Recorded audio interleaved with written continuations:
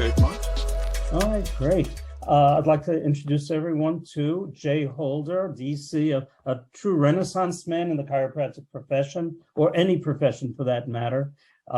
Jay and I actually spent some time together years ago at Cleveland College talking about the subluxation. We were invited to the subluxation, the ICA's subluxation conference. And I was amazed that Jay knew so much about history, which really rounded out his presentation very well. I don't want to belabor the point, but you'll be in for a treat, a rare treat, listening to Dr. Holder. So Dr. Holder, tell us how you got this way. Well, first of all, I want to thank you and everybody else involved who invited me to this Chiropractic World Summit, September 24th of this year, 22. And I sure hope a lot of people are going to tune into that because I have gotten into the philosophy and therefore the history of chiropractic because I love it so much. I mean, how can a chiropractor not love chiropractic? But we have to understand that there are two kinds of chiropractors. There's the chiropractoid and the chiropractor. So those that are chiropractors, I haven't met a chiropractor that has no knowledge of some history of chiropractic, but history has always fascinated me, not just chiropractic history, but again, being a chiropractor, I've been dabbling in it for a very, very long time. And I visited the different museums throughout the country on chiropractic. A lot of people, that are listening probably don't know there are quite a few. The best one I've been to, of course, is down the hill at Palmer in Iowa, the Vicki Palmer Museum. Several floors would take you more than a day to go through everything. But I did not know about that. Yeah, wow. Yeah, you can walk inside and you can see DD's office recreated. And they actually say that the bench that he made his first adjustment on is not a recreation, it's actually there. So when you get there and you look at the bench, you say, oh my God, it's actually 3 pieces of barnwood with about 5 nails. And I think it didn't look much better than that the day it was first used. Yes, there's several floors. I believe there's 3 floors. It's a magnificent building that used to be some famous order of knights or something. It looks like a bank out of New York City, with the columns and the whole thing, and it's all granite. And you go inside, it's the Vicki Palmer Chiropractic Museum. Now, of course, don't forget to visit up on top of the hill, BJ's Mansion. They do give tours there, and the curator of the museum is in charge of that, and that is something not to miss. But yeah, I love chiropractic history, and what we're going to be sharing at the summit, or what I'll be sharing at the summit, are the lost green books in chiropractic, and primarily 2 of them. Okay, one of them I have here is called the Art of Chiropractic, okay, by R.W. Stevens in 1927. Now, that probably rang a bell to everybody. Oh, I've got that book. Yeah, R.W. Stevens in 1927. Yeah, the chiropractic textbook. Yeah, everybody who knows anything about chiropractic has it, and if you don't, you need to get it, okay, and read it at least 2 times.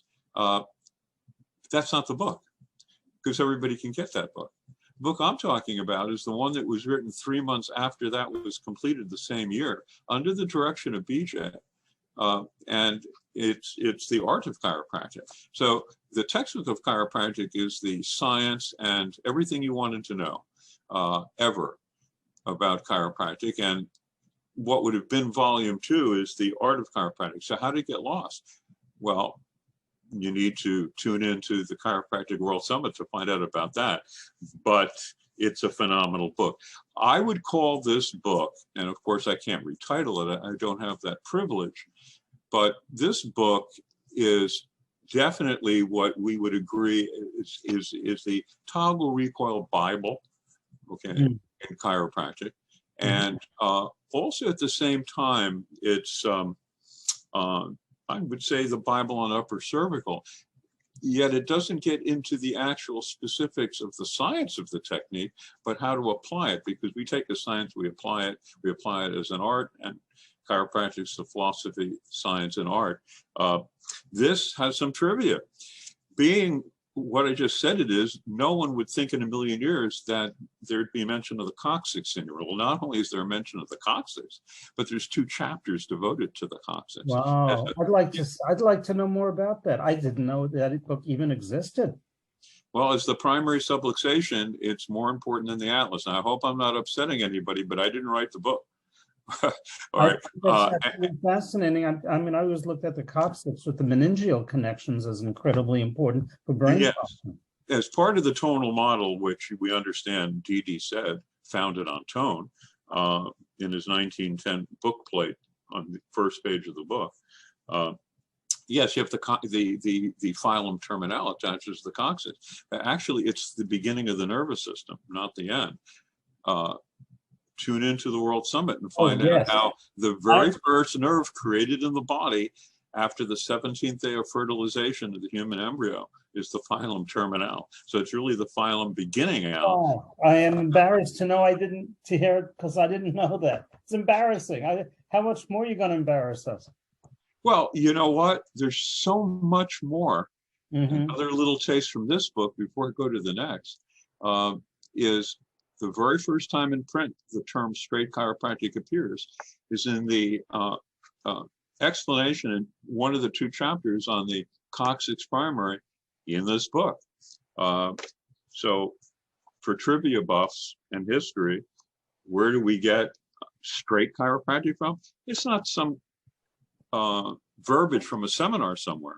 It was engraved in stone by B.J. Palmer, who made sure that every word that's in this book by R.W. Stevenson passed his approval. So the next book is The Chiropractor. Now, this book, The Chiropractor, 1914, not to be confused with that big, thick monstrosity by D.D. Palmer, his first book, 1910. So I hope a lot of listeners know the difference. And a lot of you may not realize that, yeah, D.D. wrote a second book. And for political reasons, say political, shall I say, inappropriate family lack of bonding, okay, and you'll hear more at the summit. What is otherwise? Yeah, this book was shall I say, somebody went out of their way to make sure nobody would get their hands on it. But it has a 1914 federal copyright, federal U.S. copyright. So it is written by D.D. Palmer. And those of you that are wondering, how could it have been written in 1914? I didn't say that it was. It was copywritten in, well, the copyright was applied for in 1913, the last year of D.D.'s life. And as you know, the government goes through a process, and the next year he was already passed on. He wasn't alive anymore. He received, well, shall I say, his wife received the copyright, the U.S. federal copyright. And it's interesting because they had to add her name to the copyright because D.D. wasn't around to receive it. And it says Mrs. D.D. Palmer. So it's very Victorian. So I called my friend Chris Kent and I said, I just found this book at a yard sale because you can't get it anywhere. And I didn't know he even wrote a second book. Who is Mrs. D.D. Palmer? And Chris laughed on the phone for a while. And after he finished laughing, he said to me, Jay, I assume it's probably his last wife. He had 5. So I've heard. Yeah, 5 wives. I mean, and so that being said, this book goes into his creation of chiropractic and actually proves by federal copyright that he was the first person to invent, understand, and describe quantum physics, which of course we know that the tonal model is a holographic quantum model. Now, we know also that Heisenberg didn't receive the Nobel until 31. I think then they held off until 32 to give it to him. And here we are from 1895 on to as late as the date this book was actually put together, was finally organized and sent out for copyright in 1913. That's quite a while before Heisenberg. And of course, Why do we not get credit, or D.D. Palmer get credit for inventing quantum physics and the holographic model? Well, because the book was destroyed.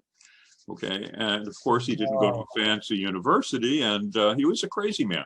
Okay, I would love to get a copy of that book one day. well, if possible. I'll send you one. But Oh, this is a Really? phenomenal Oh. book that people can read and understand. Look how thick this book is. Okay, now compare this to his first book, which is like a New York phone book. Okay, and it's a nightmare to try and read. We see what happens about at least 10 years later. D.D.'s able to surpass his inabilities to write a book, and he writes an outstanding treatise. And with a man of a few words, everything is in here that you ever wanted to know about the tonal model and your purpose as a chiropractor. But that being said, there's so much more that we're going to discuss that you can listen to in the Chiropractic World Summit. Thank you. We're sort of running out of time now, but I found this amazing. Thank you. I'm looking forward to hearing your talk too. Thank you, Jay. It's a pleasure, and I really appreciate what you've contributed to chiropractic, and we need to hear more from you. Thank you. Take care. Thank you again. Take care.